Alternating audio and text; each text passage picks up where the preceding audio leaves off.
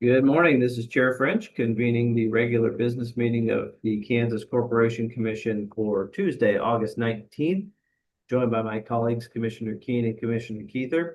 On today's agenda, we have a consent agenda consisting of 31 items, and we have one discussion item, which would be our normal quarterly update on Southwest Power Pool activities by Justin Grady.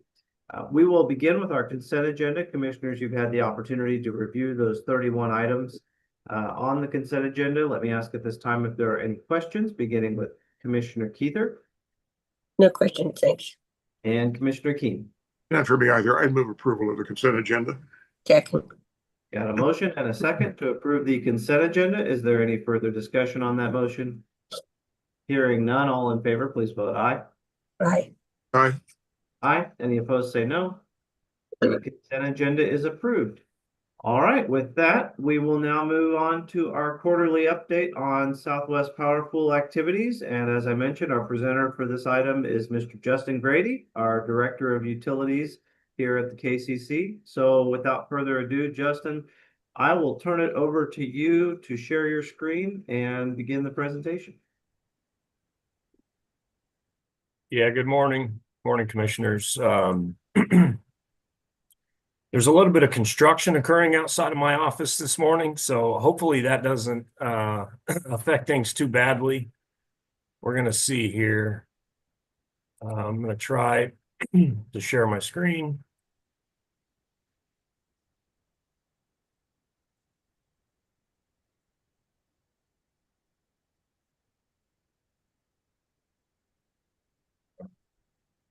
Let me know if you can see.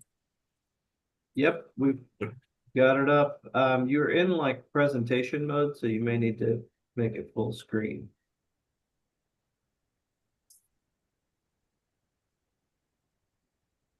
One second.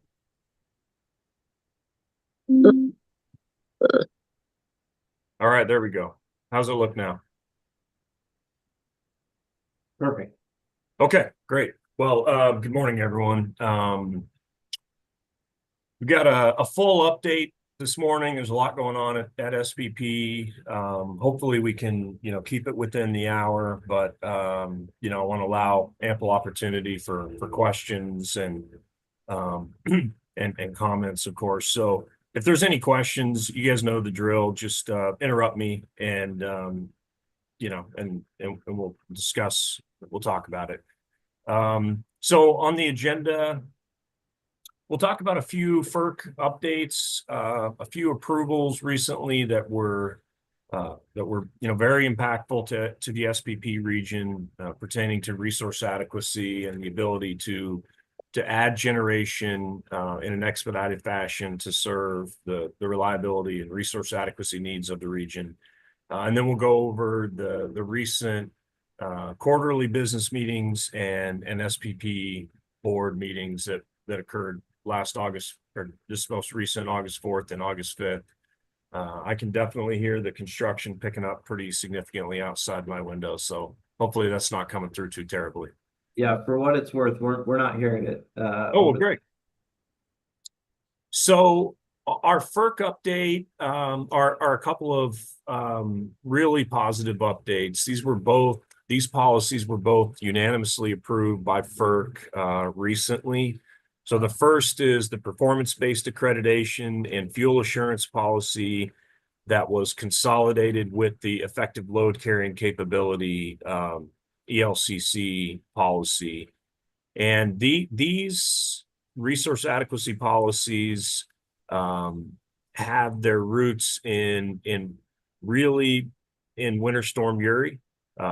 These policies were being considered, I would say, and there are probably earlier versions that were submitted that tried to go through the approval process. But after Winter Storm Uri, all of the regional efforts with regard to reliability and resource adequacy really were doubled down and were focused. And these are the performance-based accreditation and fuel assurance, as well as the effective load carrying capability policies, were definitely two of the more impactful policy revisions that came out of and improvements that came out of Winter Storm Uri. Essentially, what these policies do is they seek to properly accredit and account for the reliability attributes of all types of generation resources on the system. And so for renewables and storage, and really anything that is a variable intermittent resource, that's going to be measured by effective load carrying capability, which is essentially the most standard or the most stringent, analytically comprehensive accreditation methodology that exists in the country and in the industry. It's essentially it's heavy computer modeling and probabilistic evaluation that says, if I add, this wind farm or this battery or this solar farm, what is the likelihood that this is going to prevent load shed on my system? That might be a day like today where we have very little wind throughout the entire 14-state footprint, but the solar and battery resources on the system are showing their reliability value on a day like today. You can go out to spp.org right now and look. We're scheduled to start a conservative operations, which is one step before an energy emergency alert this afternoon. The reason for that is there's expected to be 53,000 megawatts of load, and there is almost no wind serving anywhere in the 14th state region. But thankfully, right now we have about 800 megawatts of solar, and we're starting to get more and more battery storage. And so I promise you, on an afternoon like this afternoon, those resources' ability to contribute to the reliability and prevent load shed is going to be picked up in a calculation like an ELCC. That's what the modeling is attempting to capture. Overall, though, these accreditation methodologies are reducing the amount of accredited capacity on the system. Now ELCC does. Now performance-based accreditation is more of a shifting of capacity accreditation amongst load serving entities. If your units perform better than the system on average, then you get a little bit more relative accreditation and vice versa. But at the end of the day, these are important reliability resource adequacy policies that took years to develop, and finally they were approved by FERC recently. The ERAS proposal we've talked about in previous meetings as well. That stands for Expedited Resource Adequacy Study. That was a somewhat controversial, depending on who you ask, policy, but it was unanimously approved by FERC recently, and it essentially allows load responsible entities like Evergy or Sunflower Electric or Midwest to submit a expedited request to interconnect to the transmission system if that is necessary to support the resource adequacy and reliability. Basically, it's oriented around the 2029 planning reserve margin. If an entity can show SPP that it would be short, wouldn't be able to meet its reliability obligations by 2029, essentially they get a one-time expedited study that outside of the traditional DICES study and generation interconnection study process. Again, with the goal of and the intention of allowing load serving entities to get those generation resources online as fast as possible to meet the reliability and resource adequacy requirements of the region.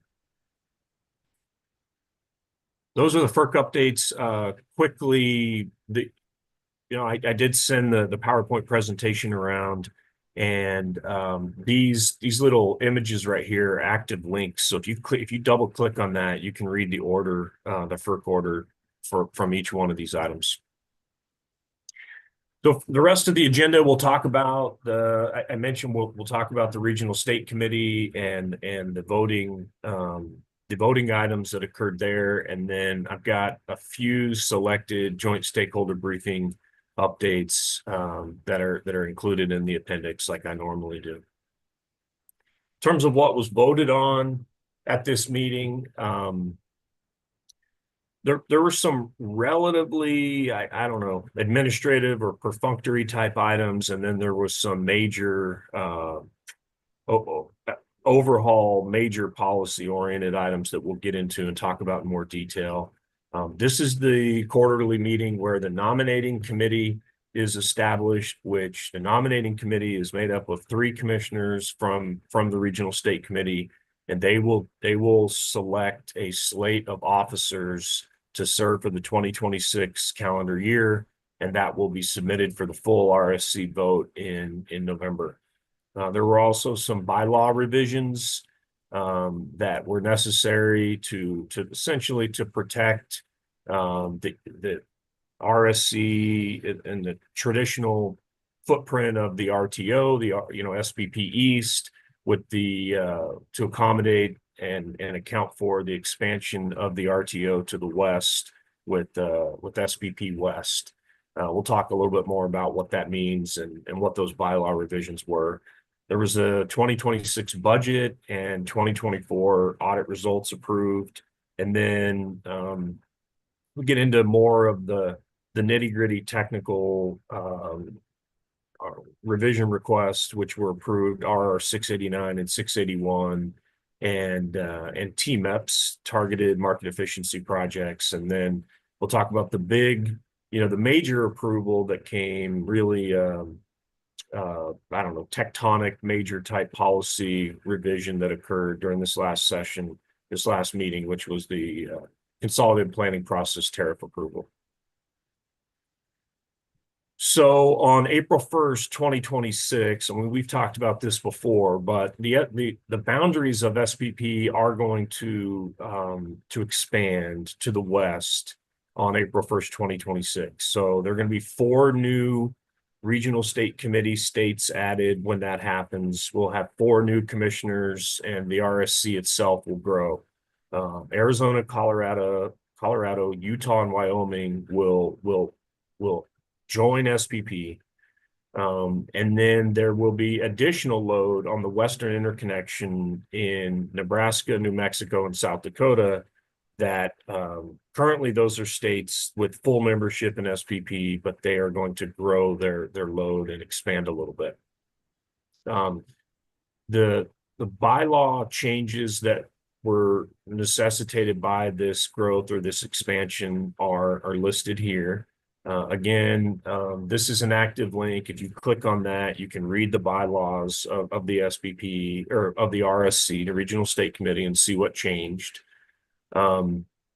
Essentially, what the bylaws will say is if there are policy changes, be it resource adequacy or reliability or transmission planning or markets, whatever it is, that are affecting only the states in the SPP West, then the Western state commissioners that are part of the RSC can vote on that issue. If it's a policy change that is, transmission planning or whatever it is that's affecting the states in the original SPP footprint or SPP East, as it will become known, then only the commissioners in the East will be voting on that issue. And so, it was necessary to do this because although the members of SPP West are going to be pursuing, they're going to receive full SPP membership, there are a lot of structural separations that exist between SPP West and SPP East. So the markets will be separately dispatched, for instance. They will be separately optimized and optimally calculated and dispatched for economic dispatch, but then the DC ties that allow power to change, that go from the Eastern interconnect to the Western interconnect, those DC ties will be optimized based on the whole footprint. So there is some overlap and some value created, but for the most part, SPP West is very much going to be like a separate entity, like a separate RTO that's tied into SPP. And so that's the reason for, the reason that the bylaw changes were set up in fashion that they were. It's essentially to protect all of the original footprint and SPP East from having their votes diluted basically by the addition of these new states. This was the budget that was agreed to, approved unanimously at the August 4th business meeting. This is for 2026. And you can see the growth of the budget that occurred is primarily in the principal consultant line item. Now that line item has not actually been used for many years. Essentially, the RSC allows itself to hire a consultant separate from SPP staff if it desires that it needs it. There was and Chair French may have, some more insight into, what occurred here, but I think there was a desire by some commissioners to preserve the potential to hire a consultant to address potential cost allocation changes. Essentially, the SPP is required to establish a cost allocation plan that would apply for potential 20-year projects that would come out of a FERC Order 1920 process. There is a subgroup that exists right now within the cost allocation working group that is evaluating, what those FERC Order 1920 cost allocation policies should be in the event that someday SPP identifies a 20-year notice to construct or a 20-year project. There's also, I think, within the Regional State Committee and within the cost allocation working group, there are beginning to be rumblings of, potentially the need to revise and evaluate whether highway byway cost allocation is the best cost allocation that's serving the needs of the region as a whole and the individual states.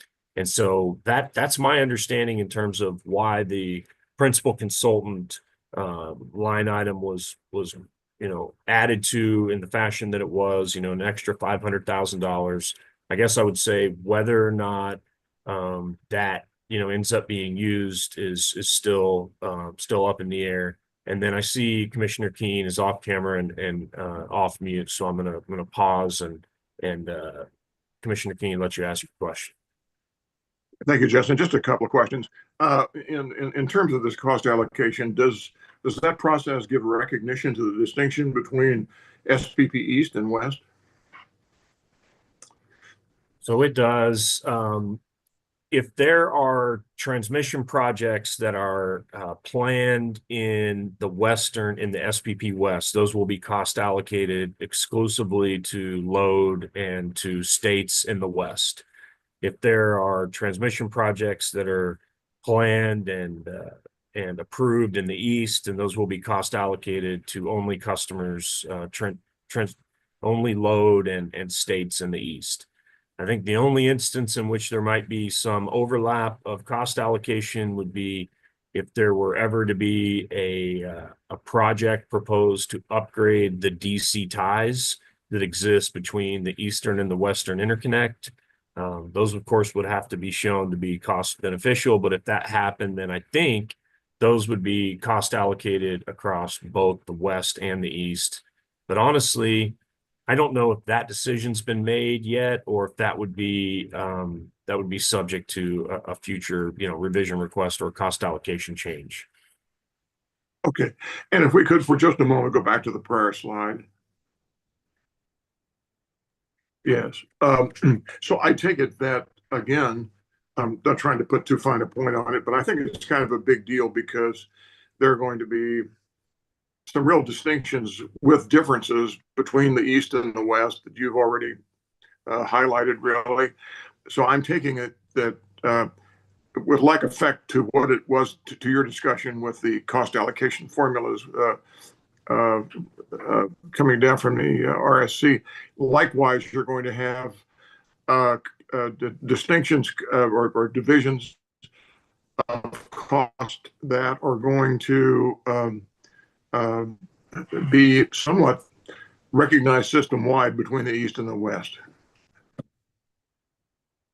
Yeah, you know, That makes, honestly, the only thing I can think of, um, the only thing I can think of that would affect both East and the West would be uh administrative items, like the size of the budget, the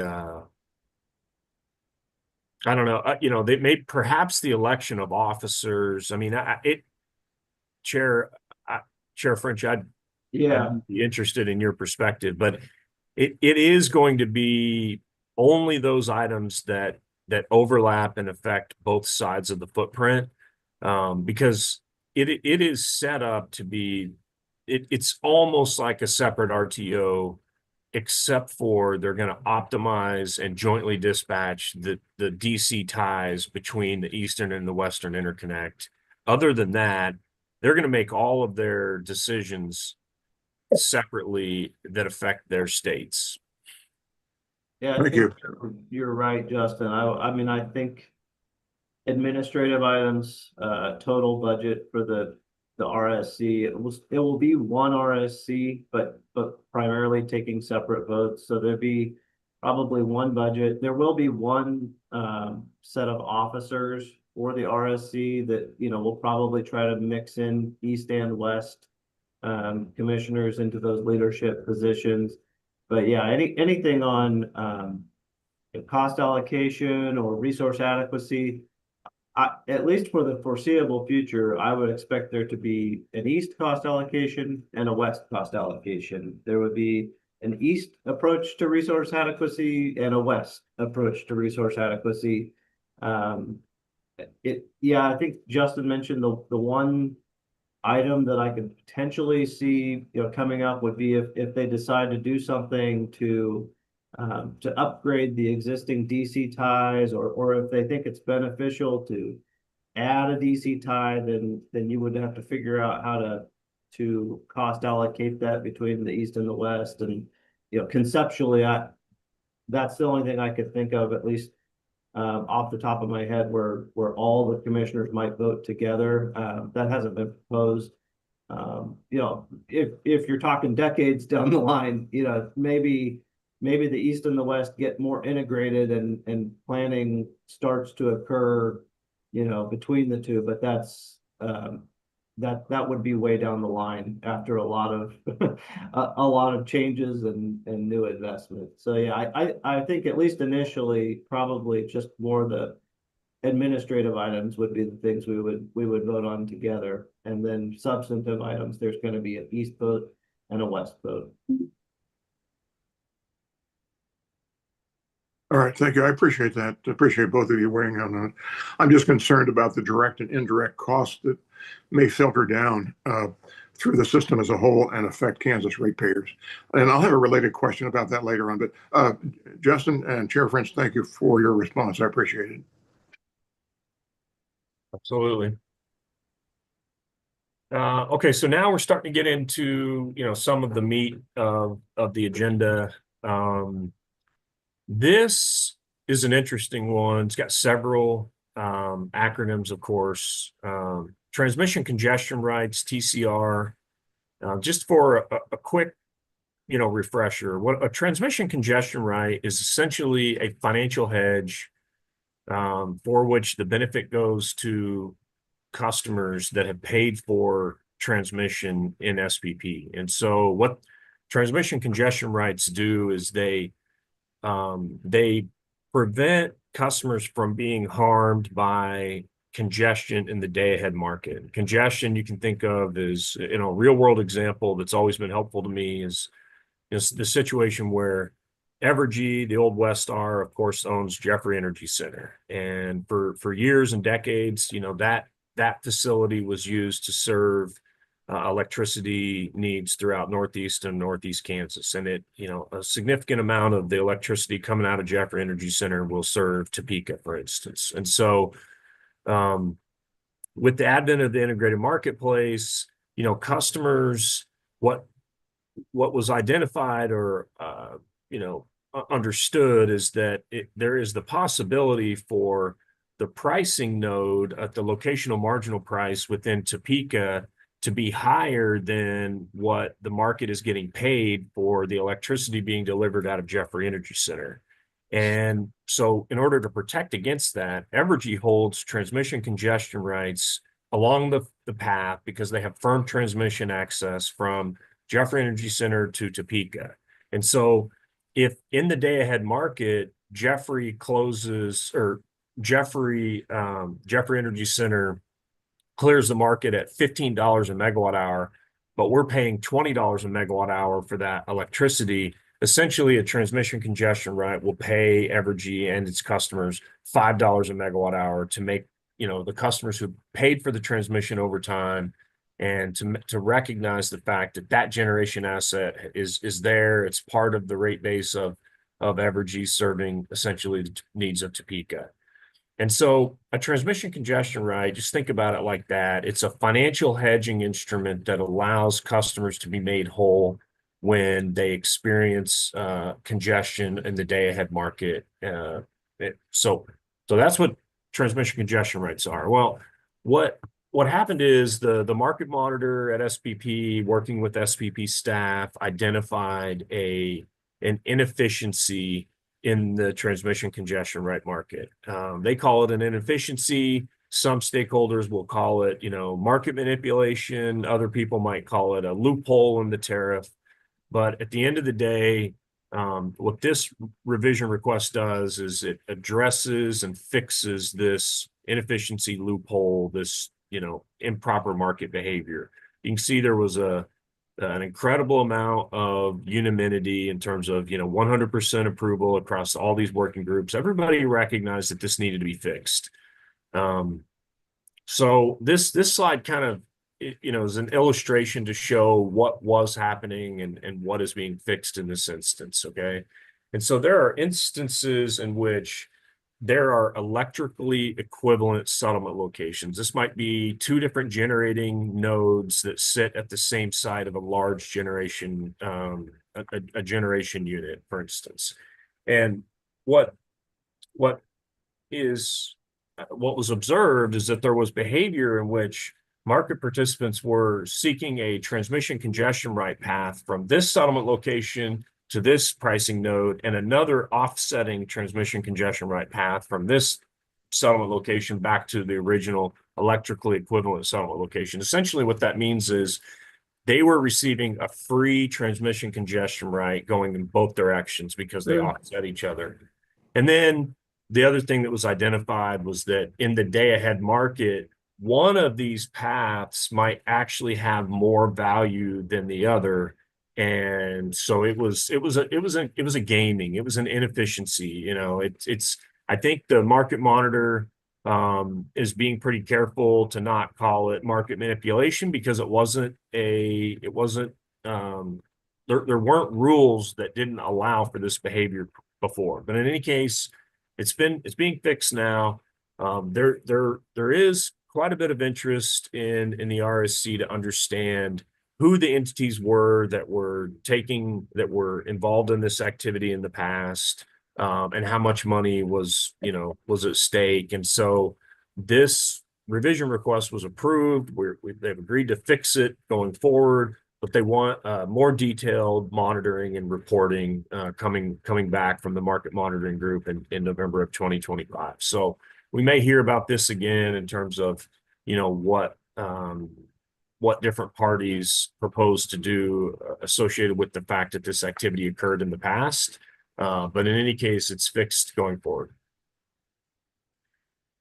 RR 681 was an interesting one. This pertains to SEAMS projects, okay? And so SEAMS projects are really any transmission project that occurs along the seam between SPP and MISO, or SPP and AECI, or otherwise.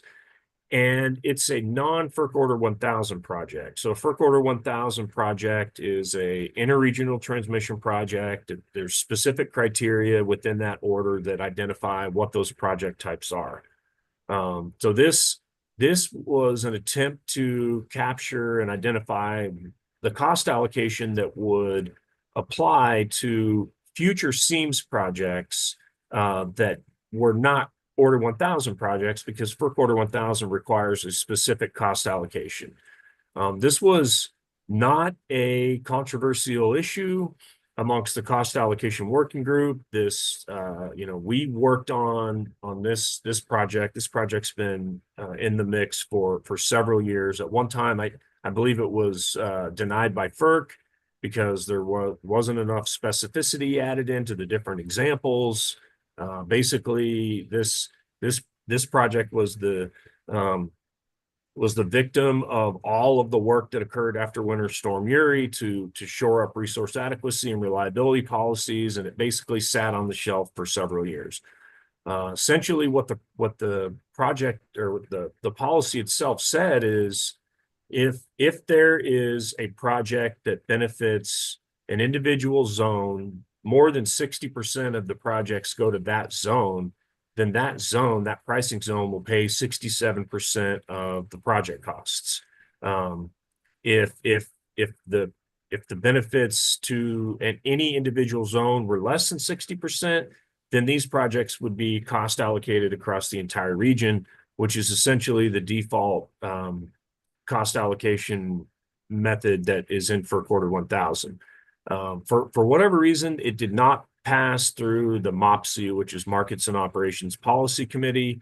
I think there was some consternation by some of the transmission owners on that committee that said, look, if it's not a FERC Order 1000 project, then we should be able to make the decision on cost allocation on a case-by-case basis, on a project-by-project basis. And so ultimately, what the RSC voted on was the RSC remanded this policy back to staff. There was a desire for this not to die. There was a desire for this to continue. And ultimately, if the RSC had not taken the action that it did, then this project would have been deemed denied. If it doesn't pass through MOPSI with a supermajority, a 2/3 majority, then it would not go to the board of directors for approval, and it would have died. And so that's ultimately what was voted on. We'll see this again. Hopefully, the idea is go back and figure out for the people that voted no at MOPSI, why did they vote no? And how can this be approved or improved in order to get more consensus amongst the membership? The safe harbor provision, there's quite a bit of detail in this slide and the next one that I provided just for a little bit of a educational refresher in terms of what safe harbor means and what it is and what the criteria are. But it's essentially there are safe harbor provisions within the open access transmission tariff of SPP that allow a load serving entity that wants to designate a generation resource as being necessary to serve its load, right? If you have a resource, generation resource, and you certify that is a designated network resource, it's necessary to serve your load, and there's transmission that you have to build in order to upgrade the system to make that delivery possible, and then there is the possibility that transmission line can be cost allocated via the highway byway cost allocation mechanism or cost allocation policy. But the safe harbor provision limits the total cost of that transmission to $180,000 per megawatt that you are seeking to add as a network capacity. There are also, or as a designated network resource, there's also these criteria, which basically says you can't gold plate the system. You can't have, if this generating resource was going to cause you to exceed your planning reserve margin dramatically, then we're not going to pay, the rest of the region's not going to pay for that transmission project that's necessary. Also, there is this limitation that says if you have greater than 20% of your designated resource capacity is wind, I think this is a recognition that as a resource type, wind tends to require more transmission investment relative to other types of investment. They say If you have more than 20% of your capacity that comes from wind, then you're not eligible for this safe harbor criteria, meaning you have to pay for your own transmission amount.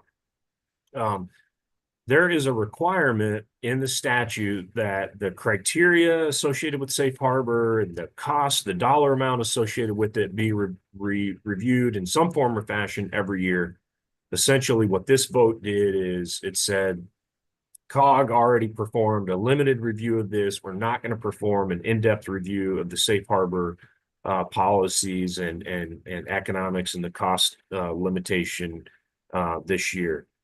I will say that $180,000 per megawatt has been the limit for, I don't know the exact time frame, but it's over 10 years. I mean, it either that or it's since its inception. It's never been changed, right? And so there were some comments at the RSC and at the board meeting that we understand why this is being put off this year. There is an incredible amount of work going on within SPP right now. But we may need to dive in and potentially increase the safe harbor limit, if for no other reason to account for the effects of inflation on, the cost of materials and the ability to build transmission over the last 10 years. This is the last of the, I would say, relatively minor policy changes that occurred or that were approved at the RSC this quarter. And these are TMEPs. So we have another acronym, Targeted Market Efficiency Projects. What these are, targeted market efficiency projects, you can think of them as low-hanging fruit, but they're low-hanging fruit that doesn't fit well within any of the existing transmission planning processes, because they're truly interregional type projects that are designed specifically to account for market inefficiencies between SPP and MISO. And so these projects are required to be, when I say low-hanging fruit, they're required to be less than $20 million of investment. They're required to pay for themselves over 4 years with avoided congestion costs, and they're required to be in service within 3 years. With the controversy that did exist from certain transmission owners and otherwise, certain states, I think, what they pointed to is the criterion are too limiting to allow these types of projects to actually be, to actually move the needle or make much positive difference between the seams. But ultimately, these policies do make their way up, roll their way up through the stakeholder process, and it was an 11-1 vote at COG. You can see that Louisiana and Texas voted no at the RSC. This was approved by the board, though, and so this will become policy. This will become approved after it's filed at FERC. Okay. So now we're going to talk about the consolidated planning process, the CPP. This is by far the most meaningful policy change that occurred at this quarter's RSC and board meeting. You may have heard about this. You may have seen the press release that was issued. Chair French has a quote and a statement of support in that press release. He's been heavily involved in this since the beginning.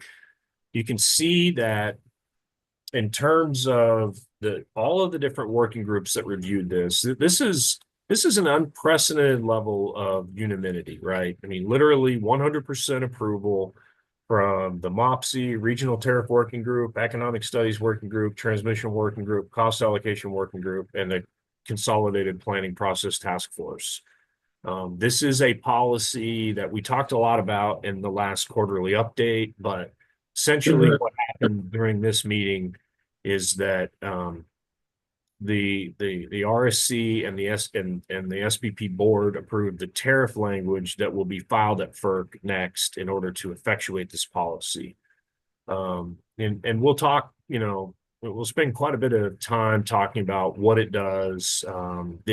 This really is a monumental policy change at SPP.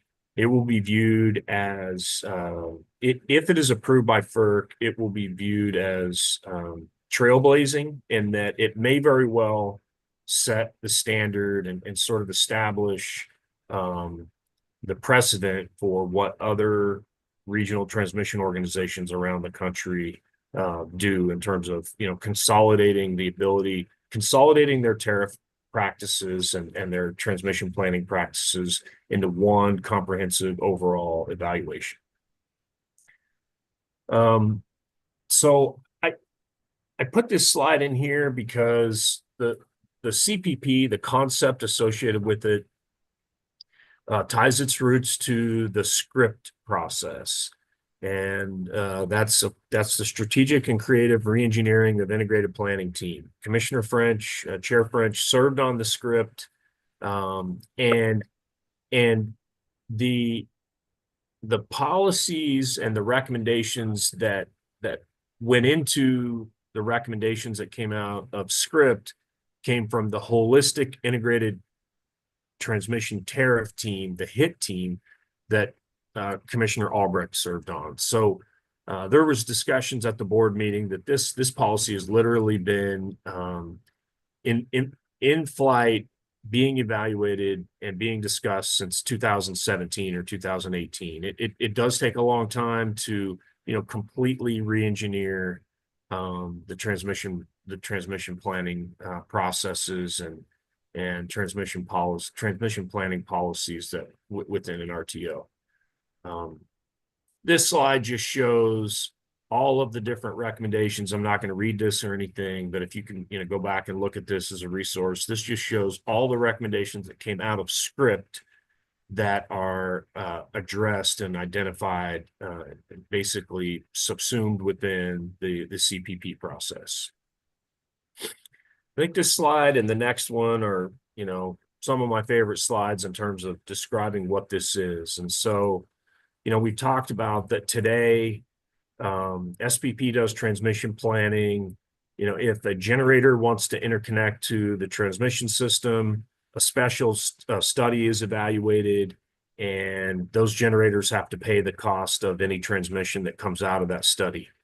As a result, what happens is a lot of times those generators, drop out because they can't afford to pay the cost of the transmission that comes out of that study. And so as a result, maybe they enter into another generation interconnection queue, and that is a big part of why the GI queues over the years have taken 4 or 5 years to get, from planning to fruition to be approved to add that generation to the grid. And it's in part because when that special study is done, and that requires transmission upgrades that are too large or that just aren't supported by the economics of that project, and that project drops out. We also do, through the integrated transmission plan, regional planning for transmission that is supposed to be holistic and account for everything, but ultimately it's not. It's limited, and it's limited because current cost allocation and transmission planning rules promulgated by FERC and through the pro forma generation interconnection tariff and open access transmission tariffs essentially don't allow for that. We do siloed non-optimal transmission planning today within the RTO because that's what FERC requires essentially, and everybody else does it as well. Additionally, if there is a large load that is going to enter into the transmission system, that gets studied through attachment AQ. And so you can see that each of these, today there are a host of different transmission planning and evaluation processes. And the argument is that those are those are suboptimal or can be suboptimal solutions. The cost allocation is different for each of those different types of transmission. And potentially, it opens itself up to free ridership and suboptimal transmission planning. The intention going forward, and this will be in effect in starting with 2027 if it's approved by FERC, is that going forward there'll be one overarching forward-looking transmission plan accounting for all of those factors, and then the different beneficiaries of that transmission will pay based on how they use the transmission, as opposed to when they happen to be as opposed to when they happen to interconnect and enter that transmission, which I'll be able to explain a little bit better on this next slide. Hey, Justin, Go ahead. if you go back to that last slide, just the only caveat I would provide is really this CPP phase 1, which is what we've approved now. It is really the biggest piece, but it's really only implementing those top two pieces of the thread or whatever that is. So this is just the regional planning and the generator interconnection processes are getting tied together. But like the last piece there, load addition. So when you add a new large load customer, Justin mentioned that has its own separate planning process. That will be part of what we're calling CPP phase 2. So that study, a couple other studies like sponsored upgrades, those will be part of the next phase. But yes, eventually the goal is to get all of the planning processes into one big holistic plan to try to meet all the needs with one plan. But right now, it's the two biggest ones are the generator connection process and the big regional planning process. Those are part of CPP phase 1. So that was my only caveat, Justin. Okay, thanks. Appreciate that. So this is one of my favorite slides. I know there's a lot going on here and it's quite busy, but it's very informative. And, I would just recommend that you keep this in your back pocket to go back and look at. It really does describe what the intention is behind the consolidated planning process. And so you can see the example here that they use, the analogy is a highway. And each of these DICES studies, these are generation interconnection queues, right? So you have a bunch of generators that want to connect to the transmission system as represented by each one of these cars. And then up here, we have integrated transmission planning, ITP plans, represented by different years in terms of when the integrated transmission plan came out of the process. And so you hear this described as the race that nobody wants to win.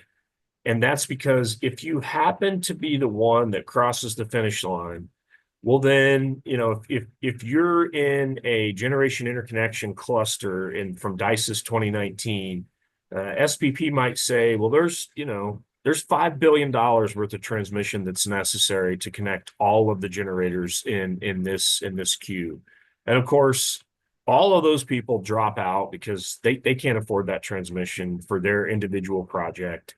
And they just enter into another queue into 2020 or 2021, and they hope that a ITP gets across the finish line, which says, look, for general reliability reasons or to reduce congestion within the region, we need a new transmission line.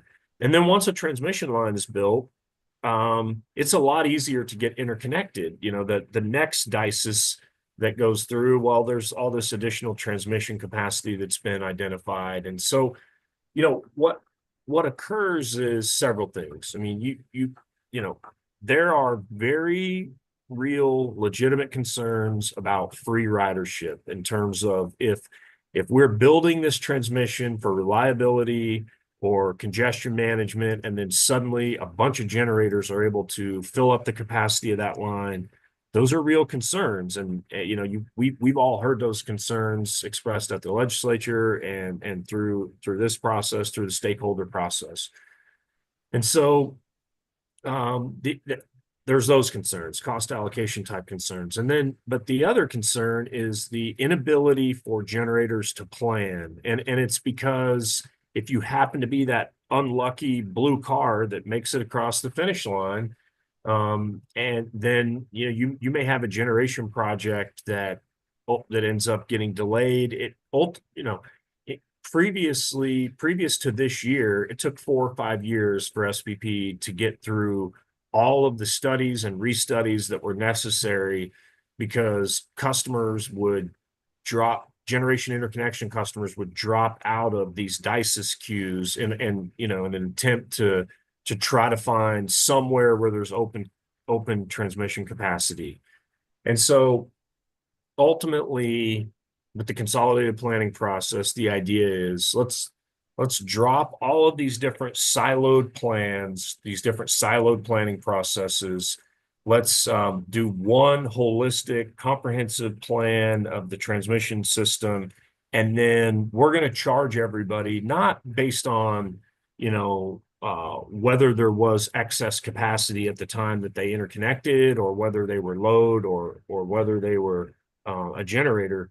We're going to charge everybody on a ratio basis with the grid fee that's based on how is it that generators and load actually use the transmission system that we're building for them. And so that's the forward-looking nature, the comprehensive nature of this policy change. And I think that's what's attempting to be accomplished by this. I would say I feel like there is some risk for this being approved at FERC because it's so revolutionary. I mean, it is just completely different than the pro forma generation interconnection tariffs and the open access transmission tariffs that FERC identified and that exist within the rest of the region. But because there is so much unanimous support amongst all the different stakeholders in SPP, I think the hope is that this will ultimately be approved. But it is an ambitious target. It's an ambitious policy. And so I would say there is some risk to that. And this is just the last, slide that I thought really did a pretty good job of sort of summing up what, ultimately what the RSC and others viewed as the risks of rejecting the plan versus the benefits of approving it. So that's the end of my update about CPP. I want to pause here and see if there's any questions, or Chair French, see if you have anything to add. I know you've been integrally involved in this. No, I mean, I guess the only thing I'd add is that's a really, really good rundown. We've talked about this a lot in the past, and as Justin mentioned, the actual policy was approved last quarter, and so we talked about it then. But as Justin has said, the press releases go out not when you approve the policy, but when you file it at FERC, and so this was the vote to tell them, here's the language we want you to file at FERC. So that's why it got a lot of discussion at this meeting. That's the only thing I would add. I mean, that's a really good overview, and definitely, Justin and I will keep the commission updated as this goes through the process. We are very hopeful it will be approved. It is, as Justin said, it's unusual to see a policy like this get this level of support across the board from pretty diverse stakeholder groups. And I think, it shows a few things. It shows that the process was not rushed. It took a lot of years to get everybody on the same page through hundreds of meetings. But at the end of the day, it also gave all the stakeholders something. Load and load responsible entities are getting what we expect to be more efficient and holistic planning, which should mean lower costs. It should mean better cost sharing, more people paying for the infrastructure that we build. Justin mentioned a risk of, at FERC is this will change the rules of the game from what's sort of the default now. There's something called the but-for rule, and that's, particularly applies to generators wanting to interconnect, and that they should only pay costs that are caused, but for their individual, project coming onto the grid. This paradigm challenges that. This calculates sort of a rougher number, and it's going to be probably a higher number, in promise for building out the grid for them to be on it. But the push and pull was what we were told by the developer community was, look, we're willing to pay more. We're not asking to be free riders. We will pay more and we'll pay it up front, but we want more cost certainty. And so that's kind of the grand bargain that was struck here in this process, and where everybody gets something. So we'll just have to wait and see how FERC views that. It's a little bit different than their prior view of things, but I think FERC knows that not every rule they've had in place for the last 15 years has worked perfectly. So I think they are probably at this point open to new ideas. So that's all I have, Justin. Thank you. Good thing. Thank you. Okay, so now we're moving into the board meeting. Basically, the board approved everything that the RSC recommended for it, and a few other items. So I didn't go back and talk about everything that we've already talked about, but there were two other items that are outside of the RSC's authority that the board approved. The first one is RR 693, and we'll talk about that now. That's a surplus plus or GI priority processing. So this is another idea, another option to allow load serving entities, people like Midwest and Sunflower and others, Evergy and others,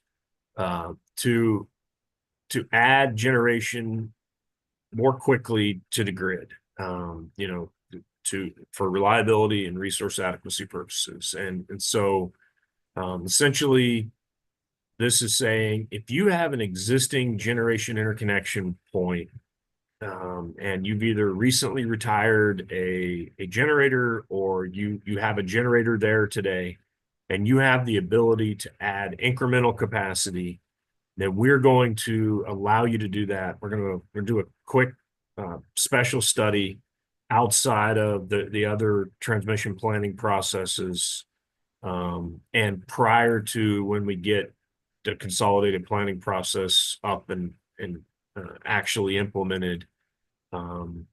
And so this is kind of like the expedited resource adequacy study, ERAS, but this is limited specifically to existing or recently retired generators.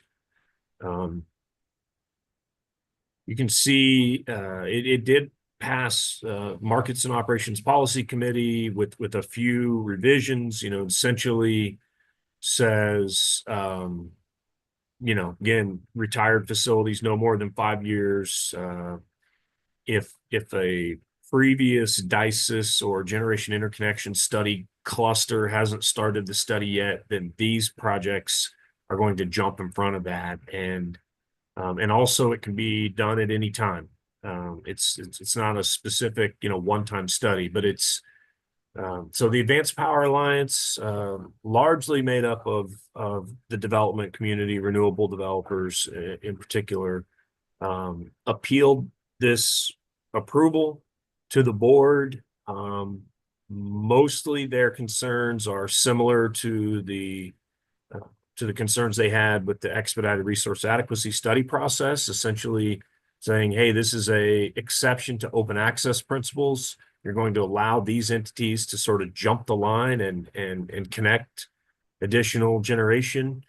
Ultimately, that appeal was denied. This was approved by the board, but it was modified by the board to only allow one study per generating unit. And so that, I think, was, how the board got comfortable with the fact that, this is, admittedly, this is not consistent with open access principles, but I think it's, I think people viewed it as one more tool in the toolbox to allow additional generation to be added to the transmission grid as fast as possible in order to meet the reliability and resource adequacy challenges that we have in the region.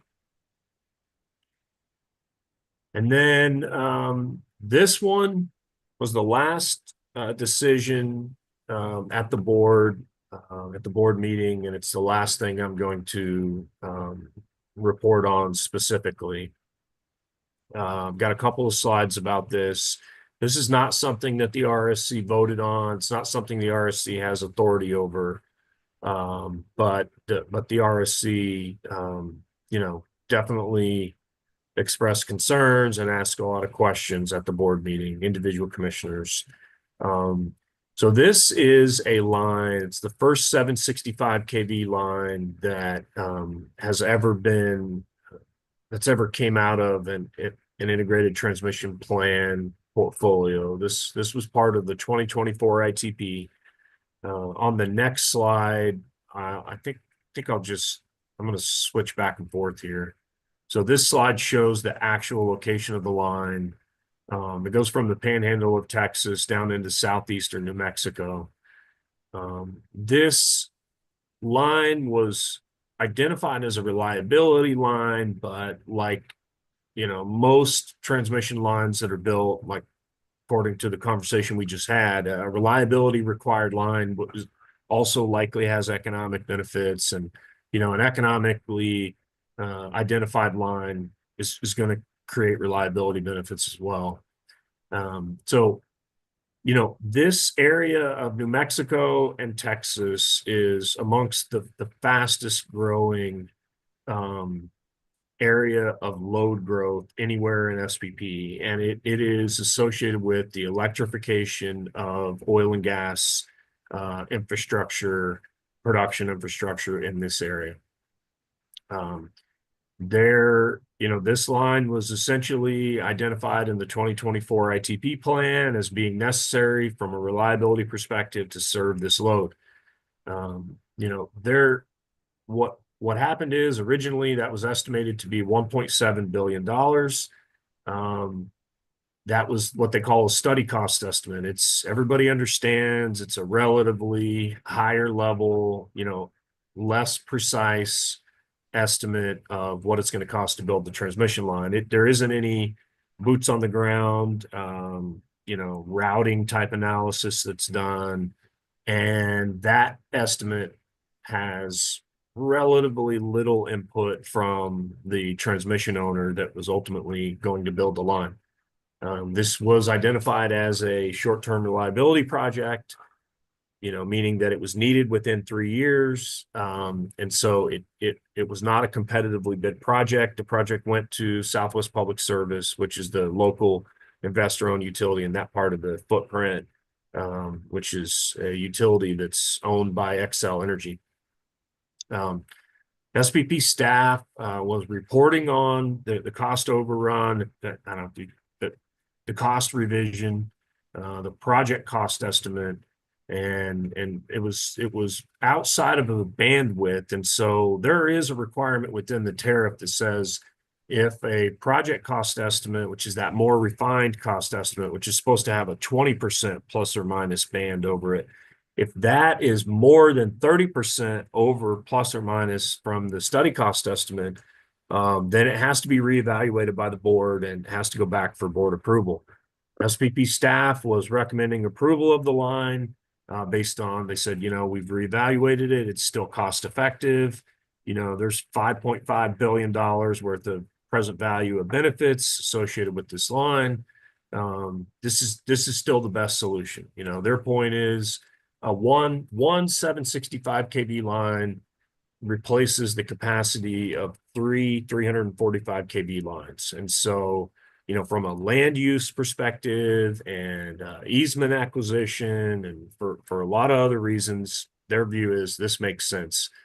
I think the major controversy at the board was whether or not this cost overrun, this significant increased cost estimate should be justification enough to have this line competitively bid.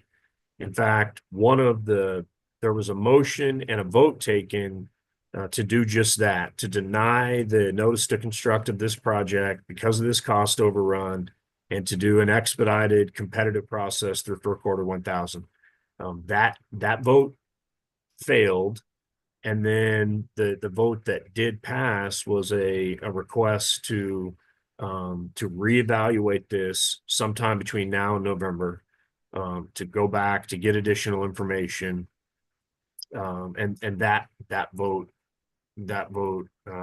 passed. And so I think this situation took up about 2 hours of the SPP board time. That was the board meeting time. Southwest Public Service had a representative, a couple of them in attendance, of course. They made their own presentation and they said, look, this is what happened, right? You know, the estimates of what it costs to build this line per mile was way too low. They're saying, you know, the original cost estimate was something on the magnitude of $4.2 million a mile. They were saying, you know, MISO and ERCOT are building 765 kV lines around $6 million a mile. And so their estimate came in at $5.9 million a mile. They were saying, you know, SPP assumed that the route of this line would be 244 miles. Of course, SPP does not do line routes, right? They don't do routing studies. They draw the shortest line between 2 points and say, this is where we want, this is the transmission line. Well, Southwest Public Service has done a preliminary routing study and said, we can't build this in 244 miles. We have to go around towns. We have to go around environmental concerns. We have oil and gas interest extensively in the area. You know, we have oil and gas protocol requirements in our routing studies. So, you know, we understand the ability that you have to route these things around certain critical infrastructure. So ultimately, they're saying it's going to be 354 miles of transmission line, not 244.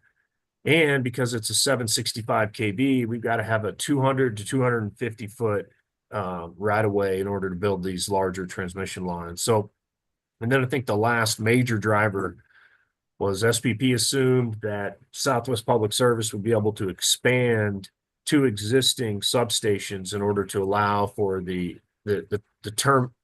termination of this line into those substations. What Southwest Public Service said is, no, we can't do that. We can't expand those substations. We have too much infrastructure built up right around that in terms of existing oil and gas infrastructure.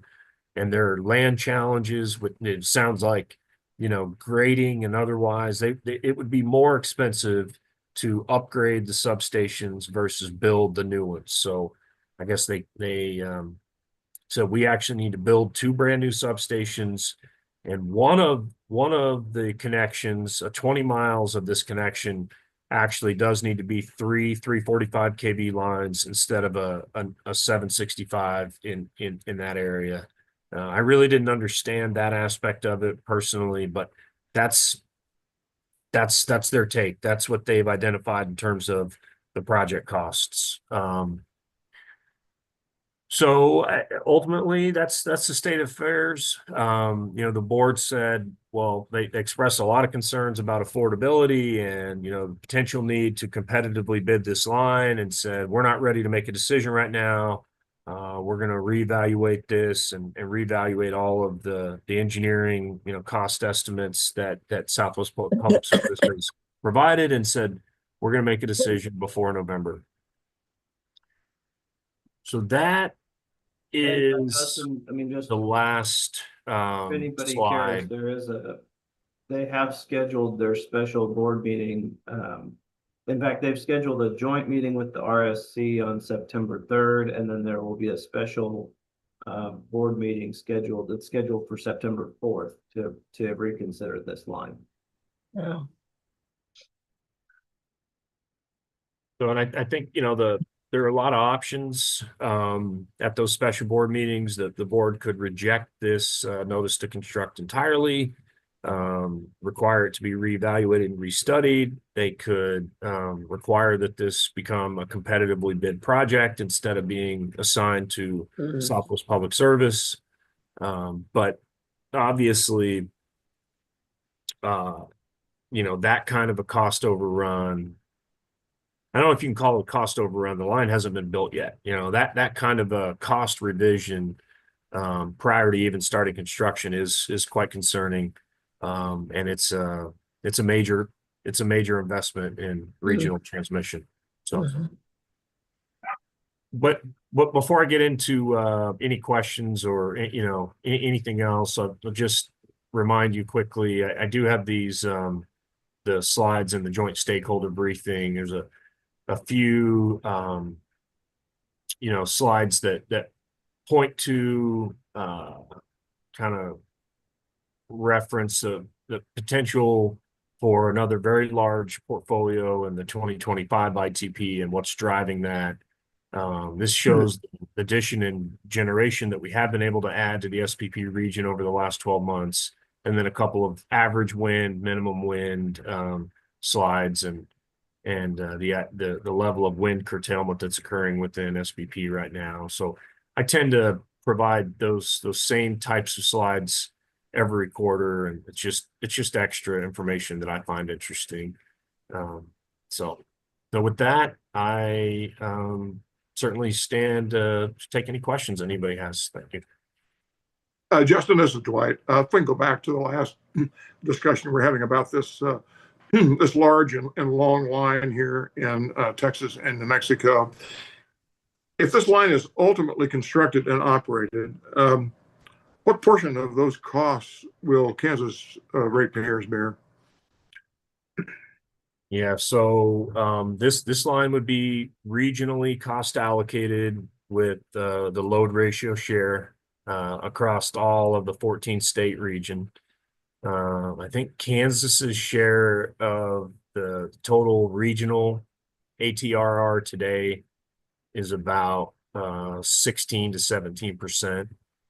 So, and load ratio share, of course, is just the average amount of usage of our usage over a 12-month period of time over the last 12 months. So, in the event that load grows by 20% in one state and it doesn't in another, that state's allocation is going to go up, right? So it's all relative, and they're expecting this line to be in service in 2031.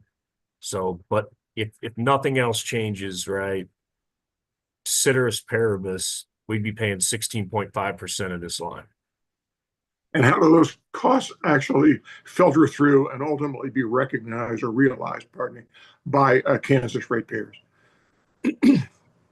So for the Evergy entities and Empire, those costs would flow through the transmission delivery charge as authorized by KSA 66-1237, right? For the other entities that make up that 16.5%,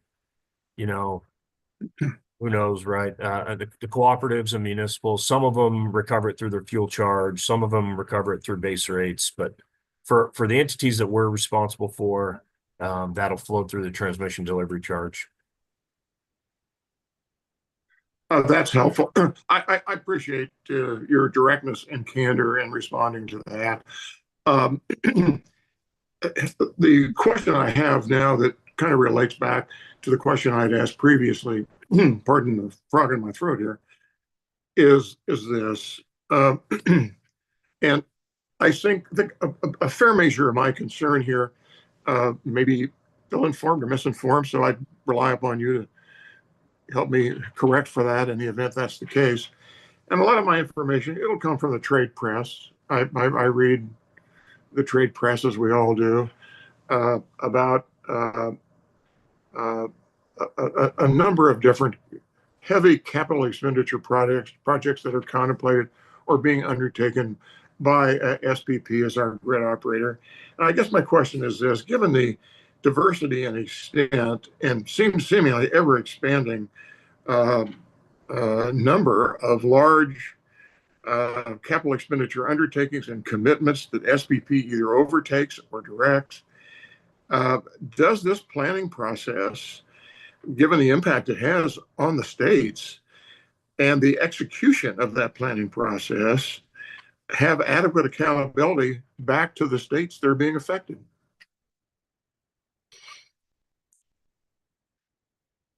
Yeah, I mean, that's a really good question. Um,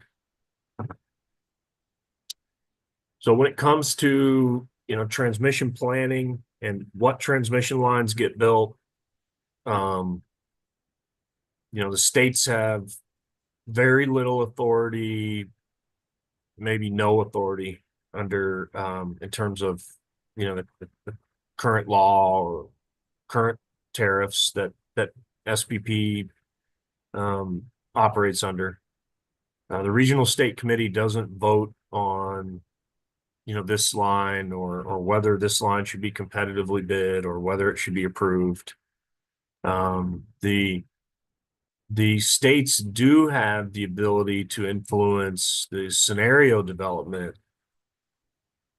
under which new transmission lines are going to be, identified and built and planned, and that is a authority that the states were essentially provided via the FERC Order 1920B, right? Whatever revision that is. So, it's a tough. It's a tough question. I think the key is, and I think, I'd really like Chair French's perspective on this as well, but I know I've heard him say, for instance, in response to the most recent board meeting, that what's really important for this transmission line is this line is supposed to pay for itself, right? So now that we're going to have the line's going to cost over twice what we originally thought, we need to see updated benefit cost analyses on a state-by-state basis to say, how is our state actually going to benefit from this transmission line? And I mean, it's only so much consolation, and it only provides so much comfort when you're talking about spending this many billions of dollars up front. To hear that, well, this is an investment, right? This is going to provide 40 years of benefits in terms of reliability and more ability to economically serve customers with the cheapest power that's available at any time. So I don't have any great answers. I mean, I don't have any answers that are going to avail everybody's concerns. I think what the transmission grid planners would point to are all of the benefits that these lines are supposed to produce over the next 40 years. And, if it was strictly a reliability line and there's no benefits coming whatsoever, then sometimes those lines are a little bit more difficult to stomach, although if they're designed to prevent the worst, catastrophic effects of what can happen when we can't serve load, like what happened during Winter Storm Uri, well, then that's what you have to point to in terms of that's the benefit that customers are getting. I will say that the one area of authority that the states have is cost allocation, right? And so if we have concerns that the wrong types of projects are being built, the wrong types of scenarios are being identified, then, I think our only recourse is to seriously evaluate the cost allocation of these types of lines, right? And that work is actually being done right now. It's being considered in terms of maybe we need to have a process where we cost allocate these lines by deliverability area instead of across the entire region. The downside to that, of course, is that we've had a lot of transmission built in Kansas that is being paid for by the entire region, right? The other two major lines that came out of this study last year, one goes from Southwest Kansas up to Western Nebraska, and one goes for the other one is the Buffalo Flats to Delaware line that we've talked about in the past. And both of those lines are not economic lines, they're reliability lines, and they're oriented around addressing the failures, some of the failures on the transmission system that occurred during Winter Storm Uri and Winter Storm Elliott. Kansas is going to get a lot of reliability benefits from those lines being built, and we're only paying 16.5% of those. So, there's no easy answers. There's no free lunch. But I'll just say that when the kind of transmission portfolios, with these kind of transmission portfolios, it's definitely raising eyebrows. It's definitely causing reliability or affordability to be, even a bigger part of the conversation. And I don't have a magic bullet or a perfect answer right now, but it is concerning for sure. If I can just add on, I think I'll say it more bluntly than Justin did. I don't think directly that there is a lot of accountability to the states on transmission planning. I mean, and it's just the fact that transmission planning, whether you're in an RTO or not in an RTO, transmission planning, transmission rates are federally jurisdictional. They're not state jurisdictional. I think in SPP, that if you don't believe in RTOs, I think you would say at least SPP is the best of the RTOs as far as states are concerned. I mean, at least we've got some hooks. And to Justin's point, cost allocation is our hook. When I saw these slides we have what we call a joint quarterly stakeholder meeting where the RSC meets with the board. And that's where we first got this update. And when I first saw the slides, I mean, my eyes popped out a little bit seeing these numbers. I mean, $3.6 billion is 4.5 times more than the largest portfolio that we had ever approved prior to last year.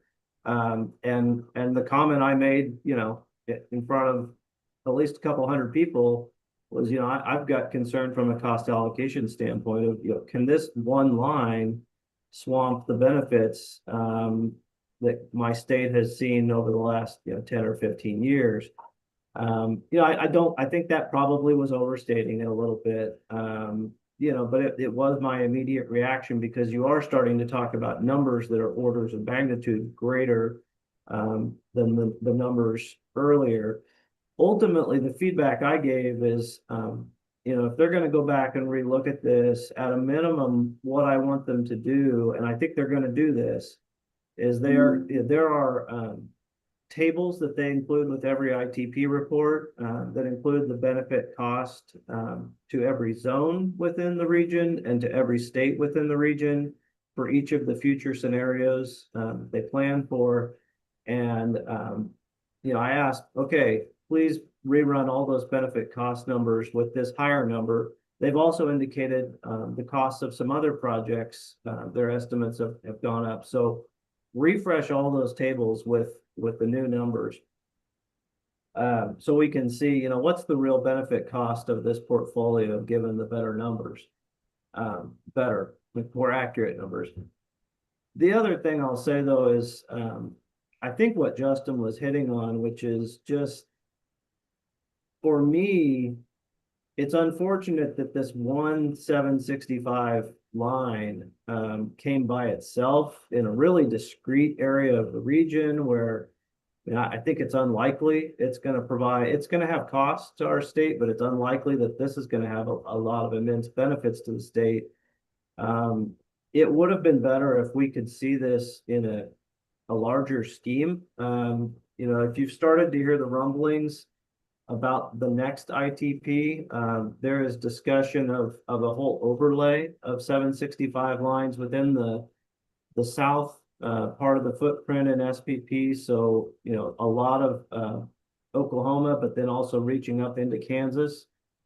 There's a lot of 345 kV in Kansas in that portfolio, but then we've also, this is extremely preliminary, but we've been given some indications that as our load growth is continuing in Kansas and is projected to increase, that 765 overlay may extend further up into Kansas in the 2026 ITP. And so what that indicates is, there are benefits coming to Kansas. They're planning for the projections of what our state is going to need, not just what New Mexico needs for their oil and gas growth, but for what Kansas is going to need as well. But it is difficult, especially if my hook is cost allocation, to see that all in one place. That's how this happens. Investment is staged and people get their benefits at different times. But it does make it more difficult when the dollars are this big. And so, I've said this publicly, it's big dollars don't necessarily scare me. I mean, you're talking about much bigger demand and billing determinants. And so big dollars don't necessarily mean higher costs for individual customers. But you do need to see that the cost benefit pencils out and that the load is growing, and there are protections in place to make sure that investment occurs with load growth. So there's this line definitely has triggered and accelerated my thoughts on a lot of those issues. I think we're going to have a lot of things to digest over the next probably 2 or 3 years.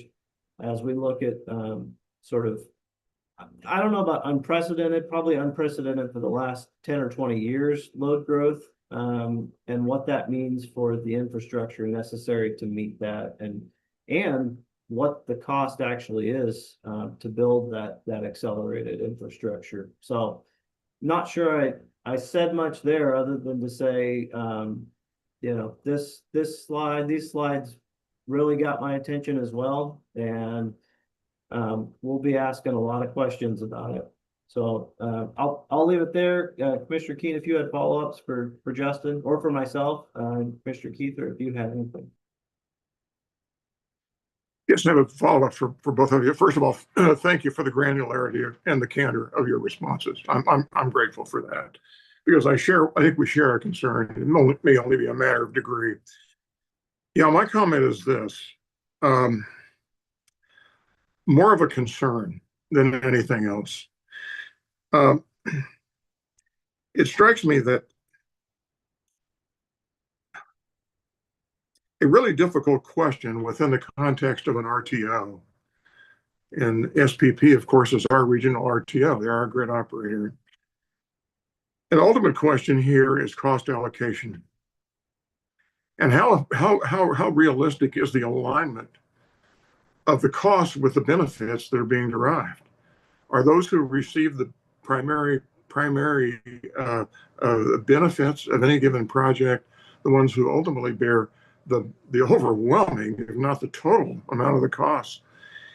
And we can go through a whole, I think, a lot of mental gymnastics in trying to rationalize how it is that maybe this 16 to 17% that Kansas pays is good in one circumstance and bad in another. But the real problem I have, again, is SPP accountability back to the member states. And this is a platform or a mechanism that really illustrates that concern to me, because here what we have is basically a big issue where these costs are going to filter back through a transmission delivery charge. And the confines of what happens to those transmission delivery charges within Kansas are defined in part by Kansas statute now, recently changed. And it's I'm not trying to be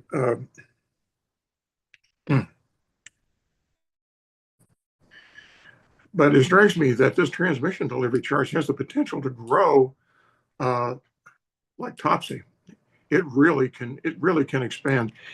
And this is an element of the total cost to Kansas ratepayers, over which we, because of our being a part of SPP, is going to filter through in accordance with that with that recently revised statute and have tremendous impact on Kansas rates over and arising from matters over which we have little or no control, of which this particular example is instructive to me. And what really concerns me is what kind of a process is it? And I guess it's easy to throw stones if you're not part of baking the cake.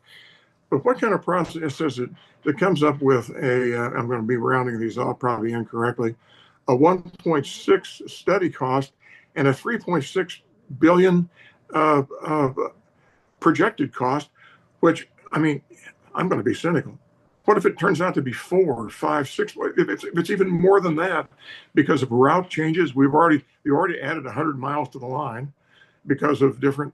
The whole thing is just, for me, a real source of concern, because it seems like there are so many things that are beyond the scope of our control, and I mean literally this commission's control, on behalf of Kansas ratepayers, that can really adversely affect them because of questions about whether or not there's adequate accountability within SPP. I'll leave it there, and I would appreciate each of you responding to that. Well, yeah, let me do my best. And I share a lot of the concerns that you have. Like you said, I think it is just, a matter of degree. A couple of things. In terms of the accountability and cost allocation, SPP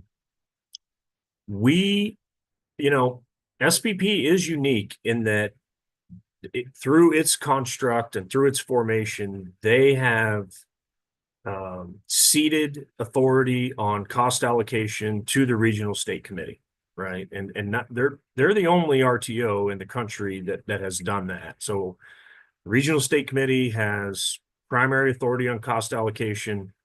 There is, in order to allow, when FERC approved that element of SPP's tariff, they said, well, okay, you can do that, but you still reserve some authority in that if the RSC doesn't act, or they act in a fashion that you think is wrong, then the board can file competing claims on cost allocation. That's never happened before, but so the states are the ones that determine cost allocation in SPP. And now Kansas is only one vote out of 12, right? There are 12 members of the RSC. And so but I would say that we view the world pretty similarly to a significant majority of the RSC members, right? It's not like there's significant ideological diversity of opinion between somebody like Kansas, Texas, Oklahoma, North Dakota, South Dakota, Nebraska, Iowa. There's a lot of similarity there. So at the end of the day, I don't know. If there are major concerns occurring with cost allocation, the states have to step up and be part of that, solution. And they're big, large infrastructure projects that costs, $10 billion. When you spread it across 14 states and 60 million people, the calculations are, we just saw them recently. It's out of the 2024 ITP, the worst case scenario is $3.50 a month on a residential customer's bill. Now, $3.50 a month is a different thing for you or I compared to some of the least, fortunate amongst us. Admittedly, $3.50 a month is a lot, but that was the worst year of the 40 years that was evaluated. That was based on 2033, and then there was a net $1.50 of benefits, and so, I do think that's the other thing that we have to consider, is that eventually these transmission lines, especially the size of the infrastructure we're talking about, it needs to result in fuel cost savings for customers, because that's where the benefit comes from, right? And And, it is interesting. If you look at, essentially the area of the bill that has been the flattest for customers in Kansas and that has been the least exposed to the types of fuel shocks that other parts of the country have experienced is the fuel clause, right? It's a real number, and the ability to seamlessly and efficiently move the cheapest power around the region. There are real benefits there, and that's important to keep in mind. At least that's my perspective, but it's important to ensure that ultimately we're only building transmission lines that are absolutely needed or they pay for themselves. And then at the end of the day, are we only paying our fair share? I think those are the most important questions. That's what we have to keep laser focused on. And ultimately, the accountability comes from the fact that the states can change the cost allocation at any time. Unfortunately, getting out of the RTO, I hear people talk about that as an option. We've evaluated the impacts and the cost feasibility of that before. That's a decision that runs in the multi hundreds of billions of dollars, because ultimately you still have to pay for everything that was approved under your membership. So that's not an easy solution either. It's so I don't know. I probably haven't done justice to And you still have to to your build comments. the future transmission. You just probably are gonna build less efficient transmission.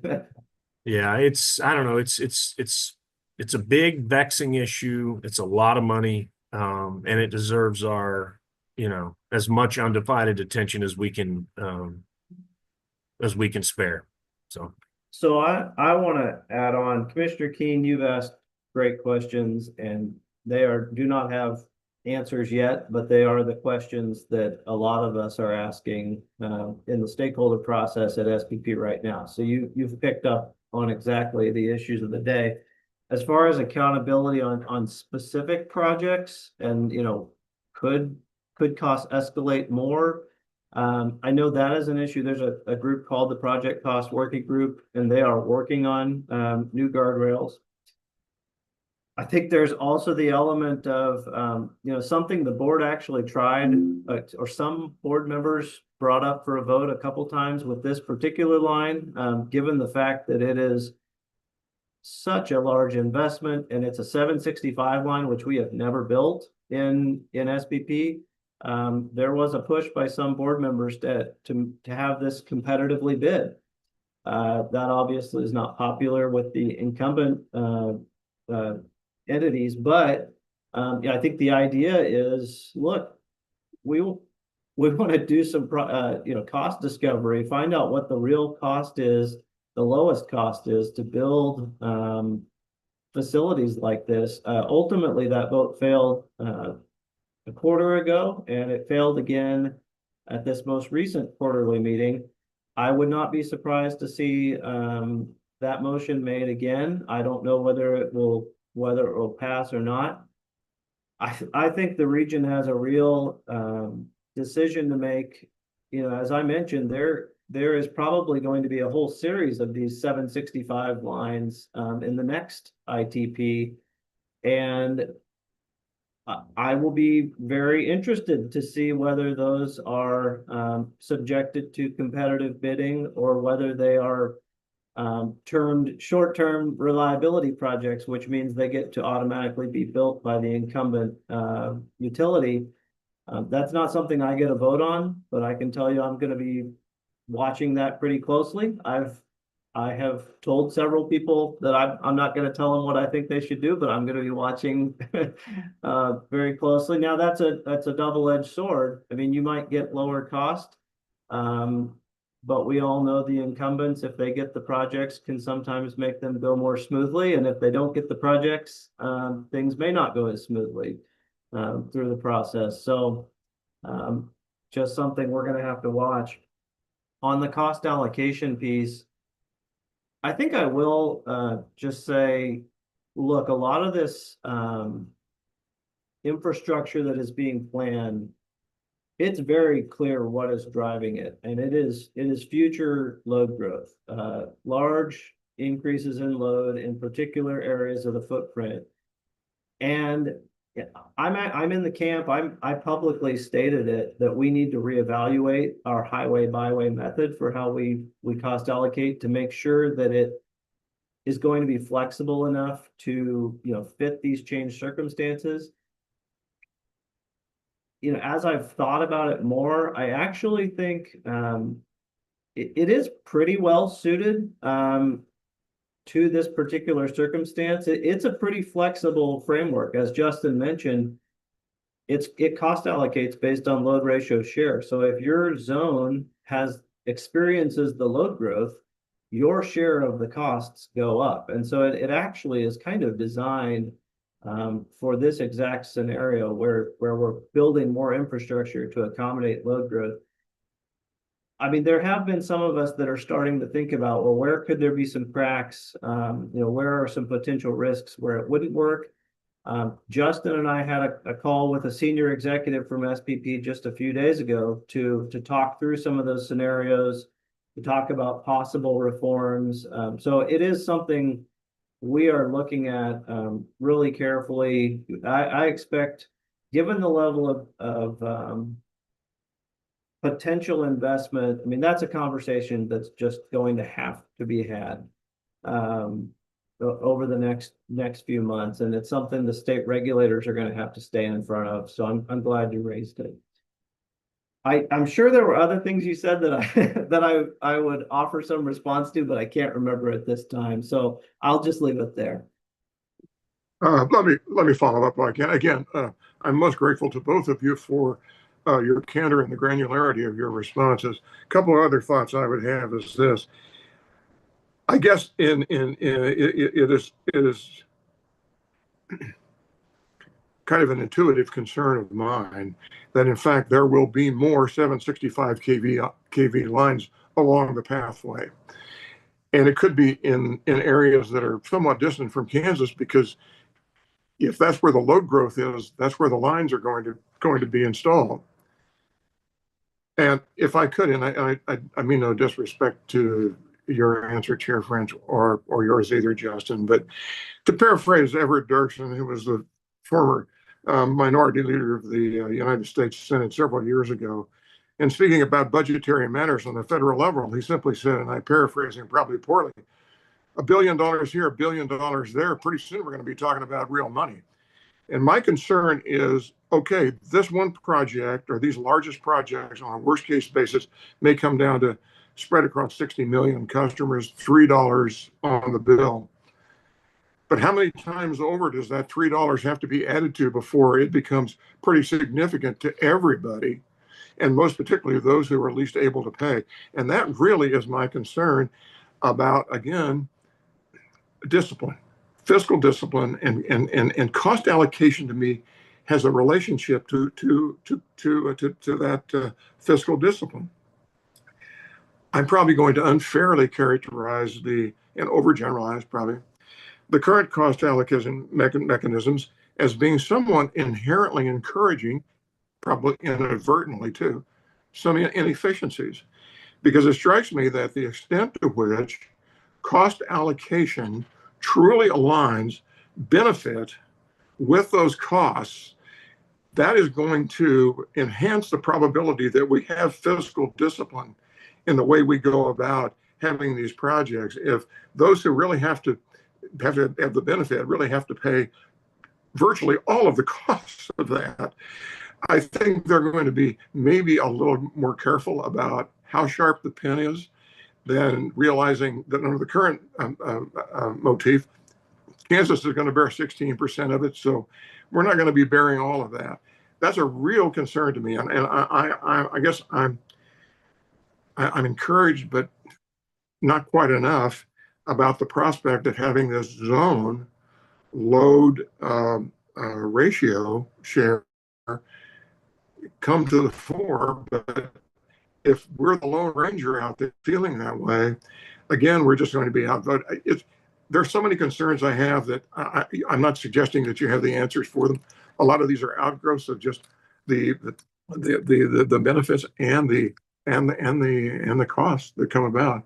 from being in a large regional transmission organization spread across a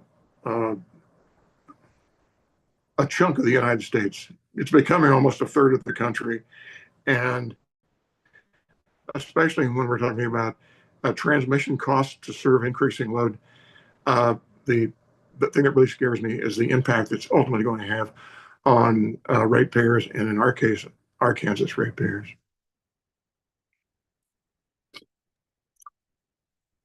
Yeah, just one last quick closing thought is I wish I had better answers. I wish I had something that would, resolve the concerns that you express, but I don't, at least today. And I think they're shared concerns amongst our, amongst Chair French and I as well. I mean, it's, this line, and I thought that the 2024 ITP was concerning, and that the affordability concerns, were coming to a head. And there are rumblings. We don't get any official answers in terms of the actual size of the portfolio, but you hear rumors that the 2025 ITP could be a $20 billion portfolio. Okay, so I mean, all of your comments are, I understand them all. I think they're spot on and accurate, and it's real. There's real concerns, and I felt like in the last 3 or 4 years after Winter Storm Uri, a lot of regulator focus sort of shifted away from as much focus on affordability towards, reliability and resource adequacy. And, that was an event that sort of shocked the system, and everybody realized we were probably behind the curve, and we needed to do more. And, as you know, there's this constant tension between affordability and reliability.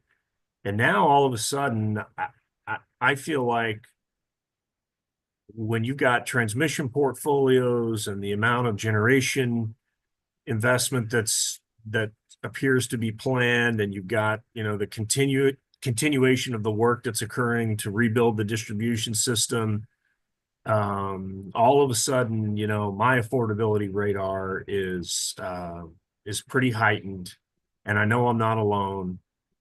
And there's just aren't a lot of great easy answers to these things, but the first step, I think, is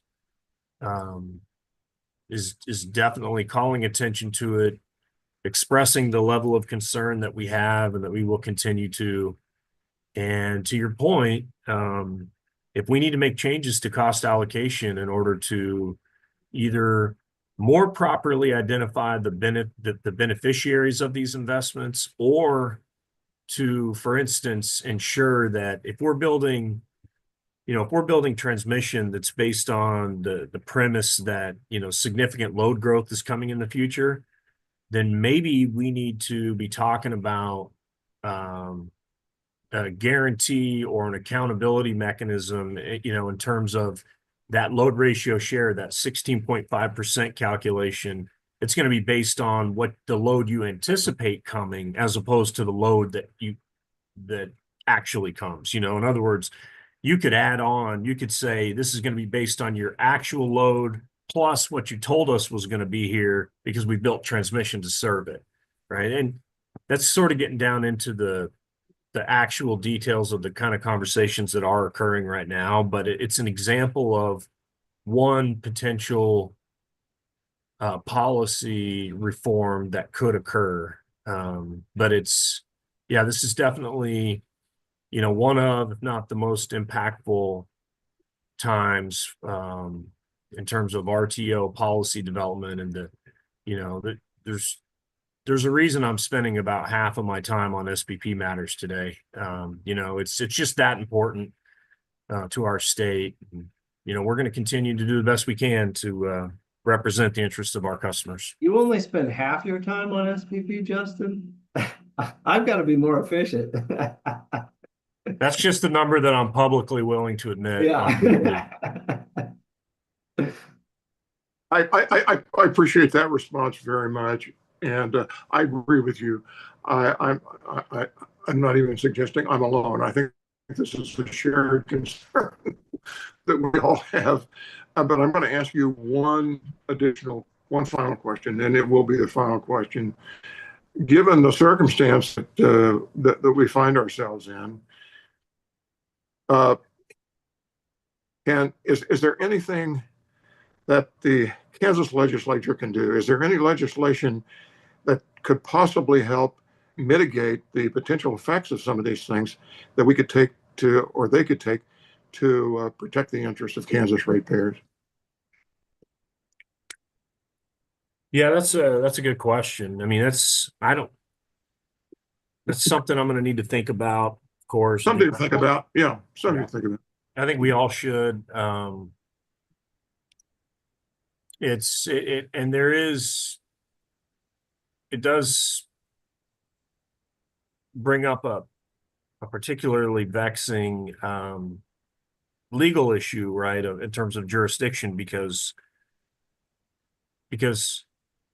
SPP has sort of voluntarily given primary cost allocation authority to the regional state committee, but they're the only RTO in the country that has done that.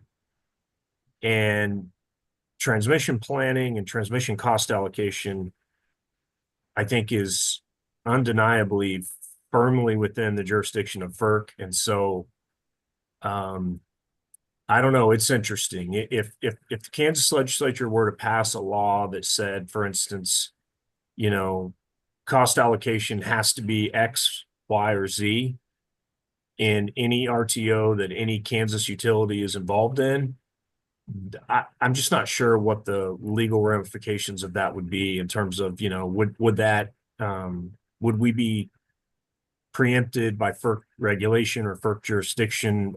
Those are big questions. Those are interesting questions that we need to continue to think about. Yeah, and I mean, I would just add, just to take a step back to a much higher level.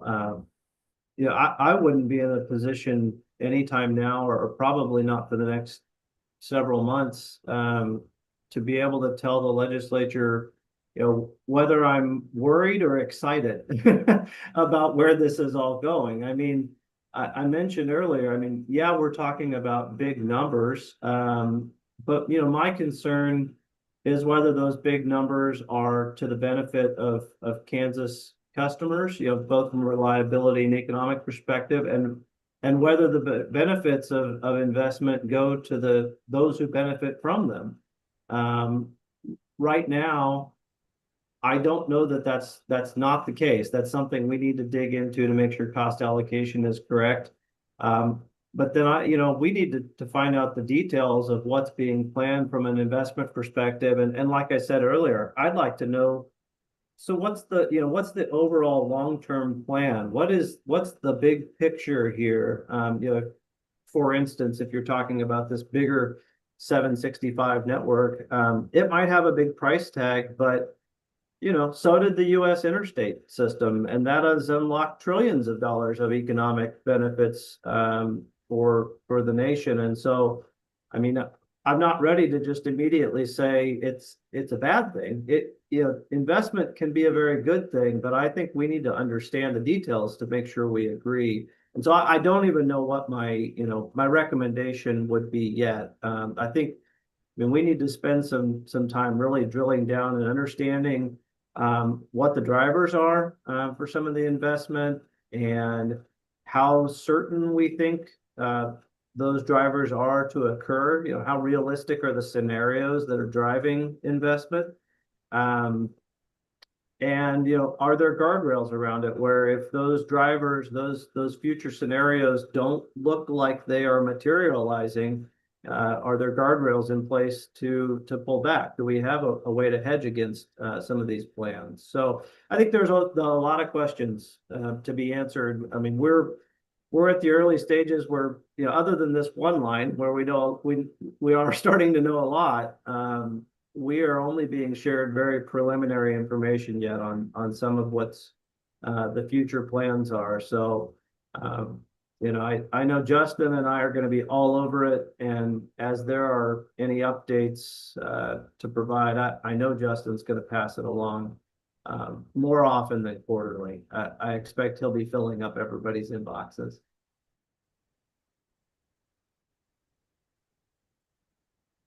Well, any additional if I- questions, comments? Oh, go ahead, Commissioner Keen. Sorry, you cut out. Just one additional thought, somewhat rhetorical, and to the extent either of you have an opinion on it, I would appreciate hearing it. I think kind of, again, it's kind of anecdotal. It comes through the press. But to the extent that SPP can do something to avoid the sort of circumstance that I think PJM finds itself in, with somewhat of a revolt among the governors of the states that are affected there, because I think of their perception, and I'm paraphrasing what I'm reading here, of the lack of accountability back to the states. And of course, it may have something to do with the fact that PJM doesn't have a regional cost, an RSC where there's some involvement by the states to a greater extent than what we have. But I don't want to see a repetition of that. I don't want to even see the hint of a repetition of that.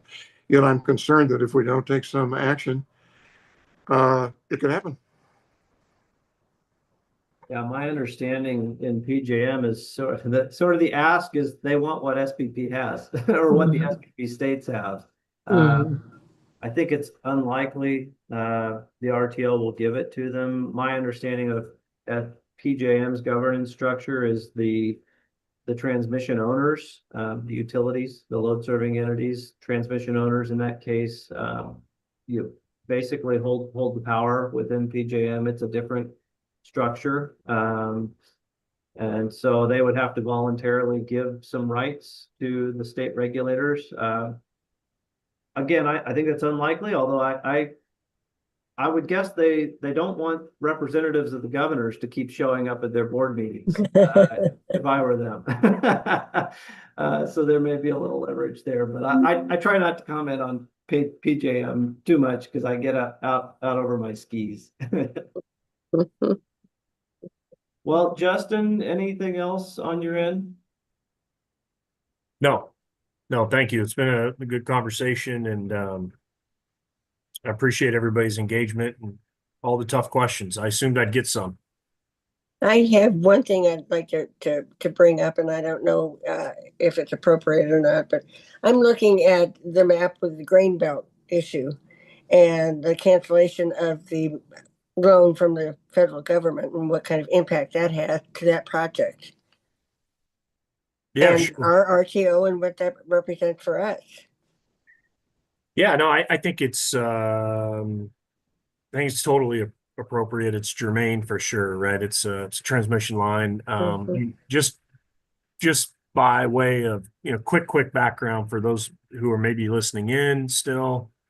It's obviously it's a direct current line. It's a merchant funded line. It's not anticipated to be paid for by SPP ratepayers, but it will interact with and have an impact on the transmission grid and the regional grid, right? It's good timing too, because I just did an interview yesterday with Morgan Chilson of the Topeka Capital Journal about the Grain Belt Express line, right? So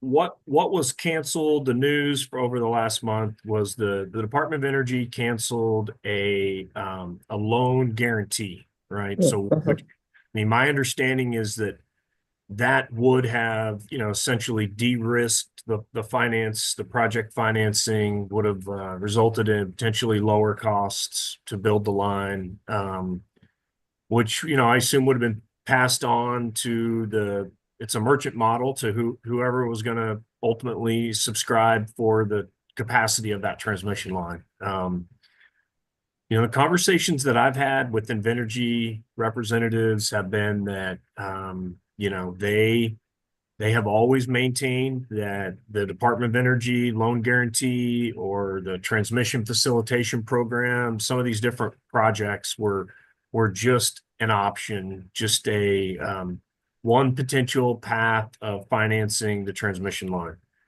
You know, Invenergy put out a statement right after that Department of Energy loan guarantee that said, we remain committed to the project. We are a large, sophisticated infrastructure company that's built over $60 billion worth of infrastructure. We can finance this project, and we will, right? That's what their take is. I would say I haven't seen anything. I'm not aware of any information that is contrary to that. That's pretty much the way I answered those questions yesterday. Okay. Everything I know as of right now is I still expect that project to be built and financed. I guess the other thing I'd say is that the request for federal financing or the loan guarantee is a relatively new feature of that transmission line, right? So there was never a expectation or a condition of the commission's approval of that project. It wasn't like we issued our certificate contingent upon them receiving that financing. We didn't even know about it when we issued the financing. So I think from that perspective, you know, there isn't anything for us to quote do right now. We just, you know, wait to receive an update. You know, if and when construction were to begin. I mean, the construction can't begin right now. The sort of one last requirement that Grainbelt faces in Kansas is before they start construction on any property in Kansas, they have to prove to us that they have all of the financing necessary to construct a multi-state project. And I think, you know, the idea is they're not going to get that financing to construct the project until they have firm customers and a revenue stream to finance it. And so that's, you know, that's the protection that exists for Kansas landowners, that, you know, so that, you know, people don't have to be concerned that we're building a line to nowhere, right? If construction begins in Kansas, that'll be that will occur once there's a final sign off on, you know, the viability and the permanency of that line. Okay, great. Thank you. Sure. All right, if there's nothing else, as always, we thank you, Justin, for the update. We thank you for your ability to answer all of our questions. I think we have a really good conversation every time we have these quarterly updates. It's a wonderful practice that's going to continue, and look forward to the next one. So thank you so much, Justin. Thank you, Justin. Thank you. Thank you, commissioners. All right, with that, we're at noon. So we had a robust conversation, but I think we are through everything on today's business meeting agenda. So with that, I would entertain a motion to adjourn the meeting. I move that we adjourn. Second. All right, we've got a motion and a second to adjourn. All in favor, vote aye. Aye. Aye. Aye, we're adjourned. Thank you all. Take care. Thank you. Take care. Thanks again, Justin. Absolutely. Thank you.